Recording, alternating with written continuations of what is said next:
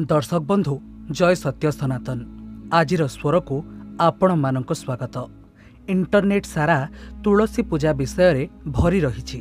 तुलसी पूजा रे एमिति करा जाए सेमिति करा जाए कही अनेक लोक भ्यूज तो पाउछंती, हेले आपण को सठिक पूजा पद्धति विषय रे से माने कुहंतीनी।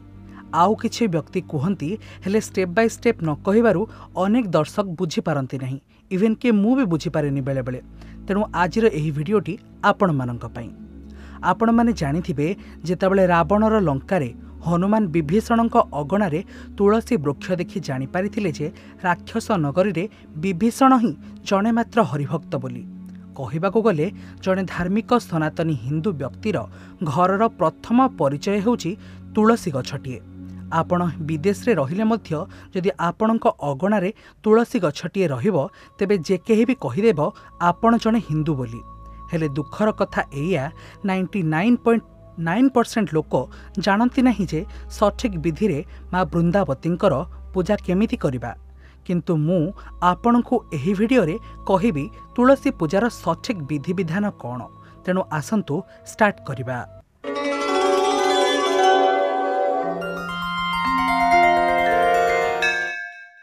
दर्शक बंधु, हिंदू धर्म रे भगवानकर 16 उपचार पूजार विधि रही। हेले गृहस्थटीए पई केवल 5 उपचार विधि रही पूजा कार्य करिबा पई। हेले माँ वृंदावतींक पई जेतिकी उपचार प्रयोज्य मु सेतिकी को ही नहीं आपण को बुझाइबी। सकाळु प्रथमे स्नान शौच आदि नित्य कर्म सारिबा परे भगवान सूर्य नारायण को जलार्घ्य देई तांकर पूजा करिबा परे एवं घरे ठाकुरंक पूजा करिबा आगोरु तुलसी पूजा करिबा उचित। काहेकि ना आम धर्मर मूल हेउची वेद। वेदरे प्रकृति पूजा विषय रे रहिछि। सूर्य पूजा एवं तुलसी पूजा प्रकृति पूजार अंतर्गत। प्रथमे प्रकृति पूजा ता परे जाई देव पूजा। तुलसी पूजारे प्रथमे कौन करिवे ना, चौरार चारिटा बेदी रही थाए बा चारिटा बाहु रही थाए। से बेदीर चारि बाहु को प्रथमे स्नान कराई देबे। कारण मान्यता रही भगवान विष्णुक सान्निध्य पाइबा पई सेही चारि बाहुरे सनक, सनातन, सनंदन, सनत कुमार आदि चारि ऋषि सेठारे रहिछंती। बेदी स्नान फलरे सेमानकर मध्य स्नान होइजिबो। एहापरे जलपूर्ण ढाଳରେ फूलटीए पकाई से फूलरे जल नहीं तुलसी गछर विभिन्न पत्र गुड़िकरे सिंचन करिवे। एहा द्वारा पत्ररे बास करुथिबा सबु देवादेवी माने स्नान करिनियंती। एहापरे मांकर मूलरे धीरे धीरे करी जल चढ़ाइबे। आवश्यक मात्रारे जल चढ़ांतु जेमिति चौरार मूलर माटी धोई होई न बहिजिबो। आदौ तरतर होई जल चढ़ाइबे नाही। एहापरे कौन करिवे ना, मां को पिंधाइबा पई 7 दिन पई 7टा वस्त्र रखिथिबे। सेही वस्त्ररू गोटिए मां को पिंधाई देबे। जदि वस्त्र किनी पारु नाहांती मां को सूताटिए मध्य पिंधाई देबे, किंतु बिना वस्त्र रे केबे पूजा करिवे नाही। एहापरे मां को फूल, सिंदूर, चंदन रे सजाई देबे। एहापरे अग्नि देवतांको स्मरण करी दीप प्रज्वलन करिवे। अग्नि देवंको फूलटीए समर्पण करी दीपटी को बुलाइबा आरंभ करिवे एवं दीप बुलाइबा बेले जपिबे ओम महाप्रसाद जननी सर्व सौभाग्यवर्धिनी आधि व्याधि हरे देवी तुलसी त्वं नमस्तुते। एहापरे धूप को जलाई धूप देबे। ध्यान रखिबे धूपकाठी आदौ जलाइबे नाही, कारण ताहा बाउंसरे तैयारी। आउ सनातन धर्म रे बाउंस को सेतेबेले जला जाए जेतेबेले कहार अंतिम संस्कार करा जाए।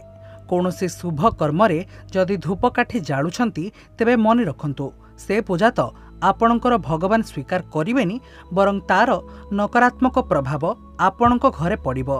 तेणु धूपकाठी बदल रे आपण माने कोन वाला धूप जलाइबा ठीक हेबो एवं धूप को बुलाइबा बेले आपण एही मंत्र को जप करिवे। ओम वृंदायै तुलसी दिव्यै प्रियायै केशवस्य च विष्णु भक्ति प्रदे देवी सत्यवत्यै नमो नमः। एहापरे भोग बा प्रसाद चढ़ाइबार समय सामर्थ्य अनुसारे आपण जहा पारिबे सेया प्रसाद चढ़ाइबे। ताहा खेचुड़ी हेउ, फलमूल हेउ अबा खंडे चीनी हेउ, किंतु मने रखंतु बिना भोगरे पूजा केबे भी संपूर्ण हेब नाही। आपण भोग पाढ़ी सारला परे भोगरु चंड मध्य निश्चय छड़ाई नेबे। किछि लोक प्रश्न करिवे गोटे वृक्ष कोन भोग ग्रहण करि परिबो? आज्ञा, सनातन धर्म रे मान्यता रहिछि देवादेवी निजर घ्राण शक्ति द्वारा भोग ग्रहण करती आ बाकी जो भोग बलिला ताकु जंदा पिंपुड़ी भली जीव माने खाइथांती। एहार कारण हेउछि आम धर्म रे रहिछि वसुधैव कुटुंबकम। तेणु समग्र प्राणीकूल एवं उद्भिद कूल को पोषण देवाकू भगवान मनीष को ही सही बौद्धिक उन्नति देइछंती जहा अन्य कौनसी जीव पाखरे नाही।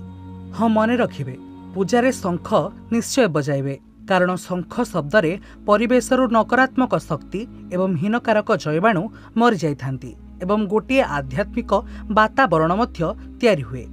एही सबु करिबा परे आळतीर समय, कारण देवदेवी अग्नि रे निज मुह को धोई थांती। भोग देवा परे आळती निश्चय करिवे। आळती परे माँ वृंदावतींकर परिक्रमा करिवार विधि रहिछि। देवदेवींकर परिक्रमा द्वारा सेमाने संतुष्ट होइथांती। जेपरि गणेश निजर पितामातांकर परिक्रमा करिथिले, आपण मध्य सेही भावना द्वारा मां को प्रदक्षिण कले दुनियार सबु तीर्थ एवं मंदिरर प्रदक्षिण करिवार सुफल मिलिजिव।